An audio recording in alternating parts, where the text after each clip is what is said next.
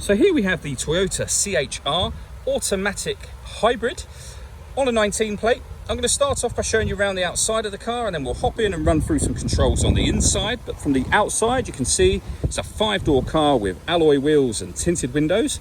Let's start off inside the boot and then work our way around the rest of the car from there. As we approach the back of the car, you can see we have reversing sensors. This car's also got a reversing camera, plenty of boot space as well, along with that 60/40 split folding rear seat, should you wish to increase this space even further.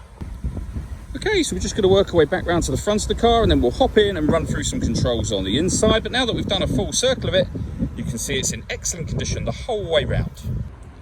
Just briefly before we climb in, I think it's well worth seeing the interior from this exterior point of view. There's plenty to run through on the dashboard, so let's hop in and we'll do that right now. Okay, now that we're inside the car, we're going to start with the dials. On the right-hand side, we have the speedometer and fuel gauge.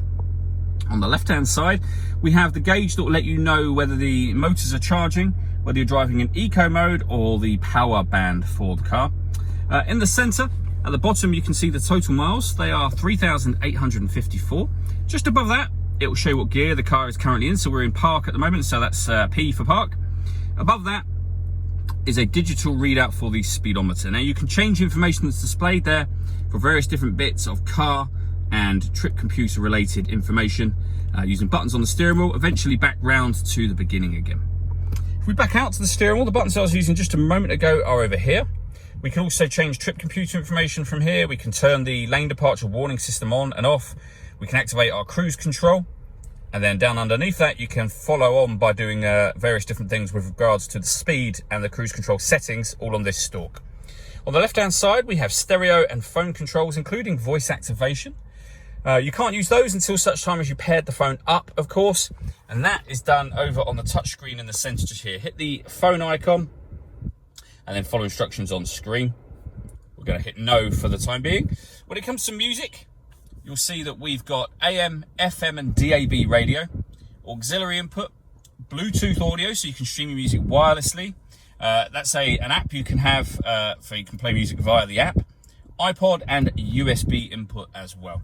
If I pop the car into reverse, you'll see the full color reversing camera with guidelines showing you what direction the car is headed in relation to the image that you see being shown on the screen. So it does make it very easy to park this car.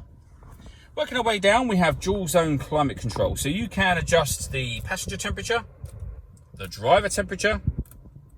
You can turn the fan speed up and down from here. And you can determine where you'd like the air to be redirected once it enters the vehicle. When you're happy with all of those settings, this button turns the air conditioning off, back on again. Or you can hit auto, and the car will now take control of the fan speed and the direction of the air to maintain the temperatures that you've asked for.